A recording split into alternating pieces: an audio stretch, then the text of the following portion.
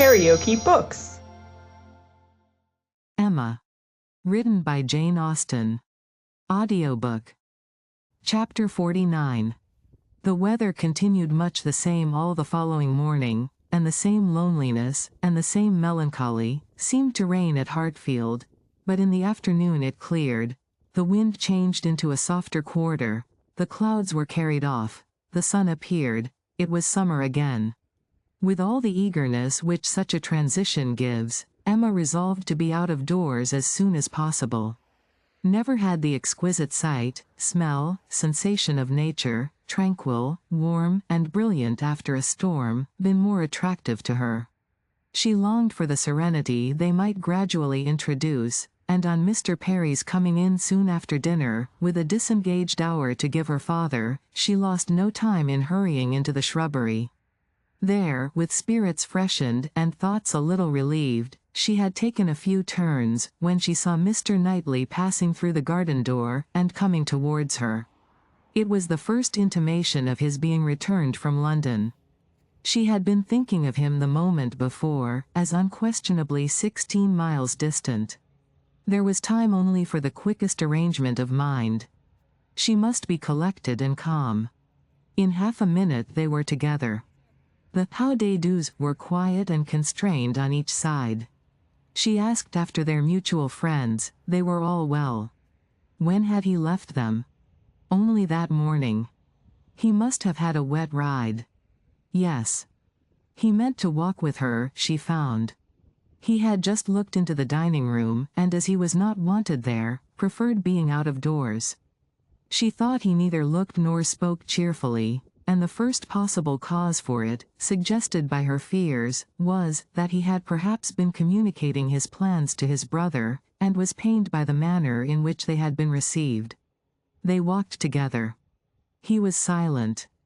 She thought he was often looking at her, and trying for a fuller view of her face than it suited her to give. And this belief produced another dread. Perhaps he wanted to speak to her, of his attachment to Harriet. He might be watching for encouragement to begin. She did not, could not, feel equal to lead the way to any such subject. He must do it all himself. Yet she could not bear this silence. With him it was most unnatural. She considered, resolved, and, trying to smile, began. "You have some news to hear, now you are come back, that will rather surprise you." "Have I?" said he quietly, and looking at her. "Of what nature?" "Oh, the best nature in the world, a wedding." After waiting a moment, as if to be sure she intended to say no more, he replied, "If you mean Miss Fairfax and Frank Churchill, I have heard that already." "How is it possible?" cried Emma, turning her glowing cheeks towards him, for, while she spoke, it occurred to her that he might have called at Mrs. Goddard's in his way. "I had a few lines on parish business from Mr. Weston this morning, and at the end of them he gave me a brief account of what had happened."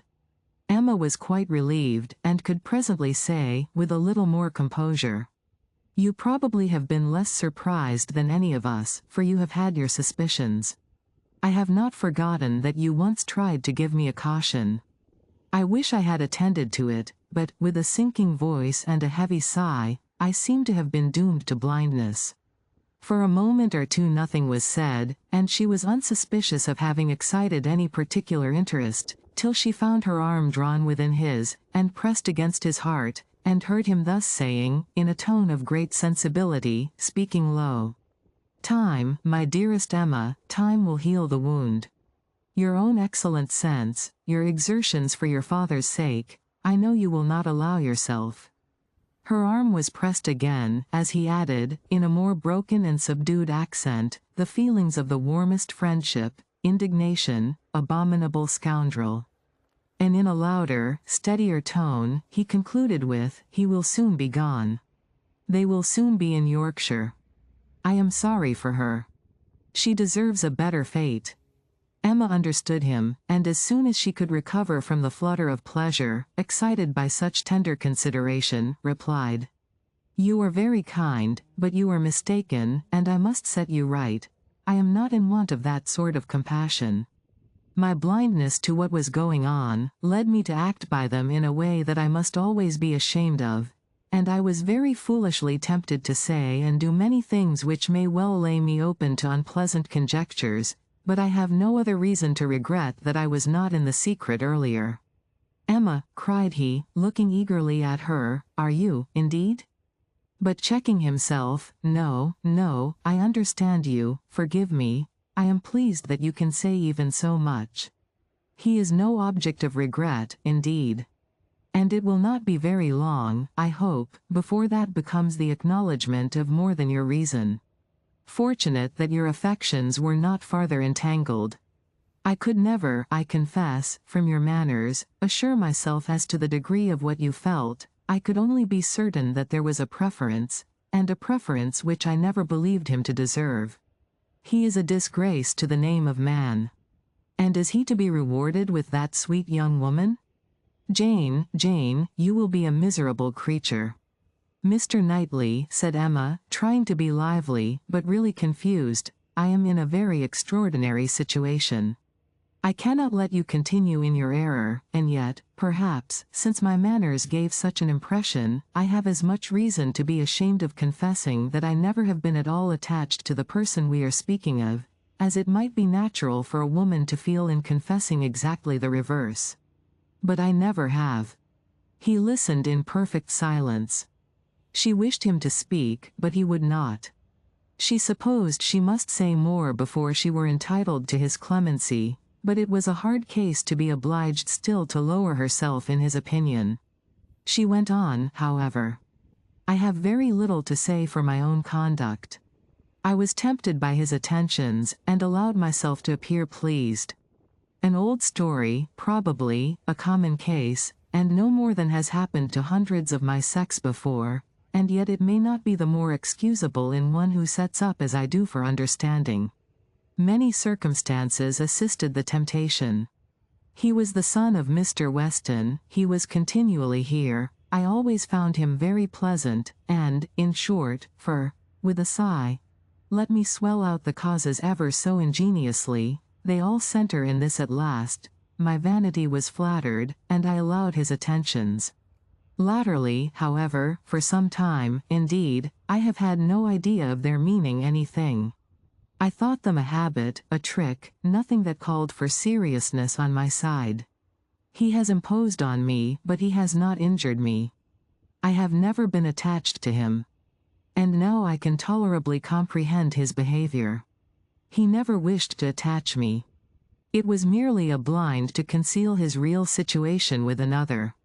It was his object to blind all about him, and no one, I am sure, could be more effectually blinded than myself, except that I was not blinded, that it was my good fortune, that, in short, I was somehow or other safe from him." She had hoped for an answer here, for a few words to say that her conduct was at least intelligible, but he was silent, and, as far as she could judge, deep in thought. At last, and tolerably in his usual tone, he said, "I have never had a high opinion of Frank Churchill. I can suppose, however, that I may have underrated him. My acquaintance with him has been but trifling. And even if I have not underrated him hitherto, he may yet turn out well. With such a woman he has a chance. I have no motive for wishing him ill, and for her sake, whose happiness will be involved in his good character and conduct, I shall certainly wish him well. I have no doubt of their being happy together," said Emma. "I believe them to be very mutually and very sincerely attached." "He is a most fortunate man," returned Mr. Knightley, with energy. "So early in life, at 23, a period when, if a man chooses a wife, he generally chooses ill. At 23 to have drawn such a prize. What years of felicity that man, in all human calculation, has before him. Assured of the love of such a woman, the disinterested love, for Jane Fairfax's character vouches for her disinterestedness, everything in his favor, equality of situation, I mean, as far as regards society, and all the habits and manners that are important, equality in every point but one, and that one, since the purity of her heart is not to be doubted, such as must increase his felicity, for it will be his to bestow the only advantages she wants. A man would always wish to give a woman a better home than the one he takes her from, and he who can do it, where there is no doubt of her regard, must, I think, be the happiest of mortals. Frank Churchill is, indeed, the favorite of fortune. Everything turns out for his good. He meets with a young woman at a watering place, gains her affection, cannot even weary her by negligent treatment, and had he and all his family sought round the world for a perfect wife for him, they could not have found her superior. His aunt is in the way. His aunt dies. He has only to speak. His friends are eager to promote his happiness. He had used everybody ill, and they are all delighted to forgive him. He is a fortunate man indeed. You speak as if you envied him. And I do envy him, Emma. In one respect he is the object of my envy. Emma could say no more. They seemed to be within half a sentence of Harriet, and her immediate feeling was to avert the subject, if possible. She made her plan. She would speak of something totally different, the children in Brunswick Square, and she only waited for breath to begin, when Mr. Knightley startled her, by saying, "You will not ask me what is the point of envy. You are determined, I see, to have no curiosity. You are wise, but I cannot be wise. Emma, I must tell you what you will not ask, though I may wish it unsaid the next moment." "Oh. Then, don't speak it, she eagerly cried. "Take a little time, consider, do not commit yourself." "Thank you," said he, in an accent of deep mortification, and not another syllable followed. Emma could not bear to give him pain. He was wishing to confide in her, perhaps to consult her, cost her what it would, she would listen.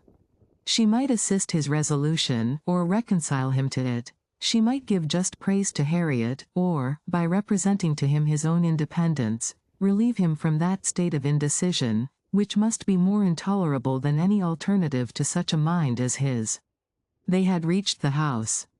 "You are going in, I suppose?" said he.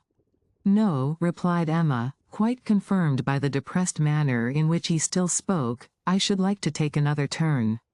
Mr. Perry is not gone." And, after proceeding a few steps, she added, "I stopped you ungraciously, just now, Mr. Knightley, and, I am afraid, gave you pain. But if you have any wish to speak openly to me as a friend, or to ask my opinion of anything that you may have in contemplation, as a friend, indeed, you may command me. I will hear whatever you like. I will tell you exactly what I think." "As a friend," repeated Mr. Knightley. "Emma, that I fear is a word. No, I have no wish. Stay, yes, why should I hesitate? I have gone too far already for concealment. Emma, I accept your offer, extraordinary as it may seem, I accept it, and refer myself to you as a friend. Tell me, then, have I no chance of ever succeeding?" He stopped in his earnestness to look the question, and the expression of his eyes overpowered her. "My dearest Emma," said he, "for dearest you will always be, whatever the event of this hour's conversation, my dearest, most beloved Emma, tell me at once. Say, no, if it is to be said." She could really say nothing. "You are silent," he cried, with great animation, "absolutely silent. At present I ask no more." Emma was almost ready to sink under the agitation of this moment. The dread of being awakened from the happiest dream was perhaps the most prominent feeling. "I cannot make speeches, Emma," he soon resumed, and in a tone of such sincere, decided, intelligible tenderness as was tolerably convincing. "If I loved you less, I might be able to talk about it more. But you know what I am. You hear nothing but truth from me. I have blamed you, and lectured you, and you have borne it as no other woman in England would have borne it. Bear with the truths I would tell you now, dearest Emma, as well as you have borne with them. The manner, perhaps, may have as little to recommend them. God knows, I have been a very indifferent lover. But you understand me. Yes, you see, you understand my feelings, and will return them if you can. At present, I ask only to hear, once to hear your voice. While he spoke, Emma's mind was most busy, and, with all the wonderful velocity of thought, had been able, and yet without losing a word, to catch and comprehend the exact truth of the whole, to see that Harriet's hopes had been entirely groundless, a mistake, a delusion, as complete a delusion as any of her own, that Harriet was nothing, that she was everything herself, that what she had been saying relative to Harriet had been all taken as the language of her own feelings, and that her agitation, her doubts, her reluctance, her discouragement, had been all received as discouragement from herself. And not only was there time for these convictions, with all their glow of attendant happiness, there was time also to rejoice that Harriet's secret had not escaped her, and to resolve that it need not, and should not. It was all the service she could now render her poor friend, for as to any of that heroism of sentiment which might have prompted her to entreat him to transfer his affection from herself to Harriet, as infinitely the most worthy of the two, or even the more simple sublimity of resolving to refuse him at once and forever, without vouchsafing any motive, because he could not marry them both, Emma had it not. She felt for Harriet, with pain and with contrition, but no flight of generosity run mad, opposing all that could be probable or reasonable, entered her brain. She had led her friend astray, and it would be a reproach to her forever, but her judgment was as strong as her feelings, and as strong as it had ever been before, in reprobating any such alliance for him, as most unequal and degrading. Her way was clear, though not quite smooth. She spoke then, on being so entreated. What did she say? Just what she ought, of course. A lady always does. She said enough to show there need not be despair, and to invite him to say more himself. He had despaired at one period, he had received such an injunction to caution and silence, as for the time crushed every hope, she had begun by refusing to hear him. The change had perhaps been somewhat sudden, her proposal of taking another turn, her renewing the conversation which she had just put an end to, might be a little extraordinary. She felt its inconsistency, but Mr. Knightley was so obliging as to put up with it, and seek no farther explanation. Seldom, very seldom, does complete truth belong to any human disclosure. Seldom can it happen that something is not a little disguised, or a little mistaken. But where, as in this case, though the conduct is mistaken, the feelings are not, it may not be very material. Mr. Knightley could not impute to Emma a more relenting heart than she possessed, or a heart more disposed to accept of his. He had, in fact, been wholly unsuspicious of his own influence. He had followed her into the shrubbery with no idea of trying it. He had come, in his anxiety to see how she bore Frank Churchill's engagement, with no selfish view, no view at all, but of endeavoring, if she allowed him an opening, to soothe or to counsel her. The rest had been the work of the moment, the immediate effect of what he heard, on his feelings. The delightful assurance of her total indifference towards Frank Churchill, of her having a heart completely disengaged from him, had given birth to the hope that, in time, he might gain her affection himself, but it had been no present hope. He had only, in the momentary conquest of eagerness over judgment, aspired to be told that she did not forbid his attempt to attach her. The superior hopes which gradually opened were so much the more enchanting. The affection, which he had been asking to be allowed to create, if he could, was already his. Within half an hour, he had passed from a thoroughly distressed state of mind, to something so like perfect happiness, that it could bear no other name. Her change was equal. This 1/2 hour had given to each the same precious certainty of being beloved, had cleared from each the same degree of ignorance, jealousy, or distrust. On his side, there had been a long-standing jealousy, old as the arrival, or even the expectation, of Frank Churchill. He had been in love with Emma, and jealous of Frank Churchill, from about the same period, one sentiment having probably enlightened him as to the other. It was his jealousy of Frank Churchill that had taken him from the country. The Box Hill party had decided him on going away. He would save himself from witnessing again such permitted, encouraged attentions. He had gone to learn to be indifferent. But he had gone to a wrong place. There was too much domestic happiness in his brother's house. Woman wore too amiable a form in it. Isabella was too much like Emma, differing only in those striking inferiorities, which always brought the other in brilliancy before him, for much to have been done, even had his time been longer. He had stayed on, however, vigorously, day after day, till this very morning's post had conveyed the history of Jane Fairfax. Then, with the gladness which must be felt, nay, which he did not scruple to feel, having never believed Frank Churchill to be at all deserving Emma, was there so much fond solicitude, so much keen anxiety for her, that he could stay no longer. He had ridden home through the rain, and had walked up directly after dinner, to see how this sweetest and best of all creatures, faultless in spite of all her faults, bore the discovery. He had found her agitated and low. Frank Churchill was a villain. He heard her declare that she had never loved him. Frank Churchill's character was not desperate. She was his own Emma, by hand and word, when they returned into the house, and if he could have thought of Frank Churchill then, he might have deemed him a very good sort of fellow. If you liked what you heard, please subscribe to the channel.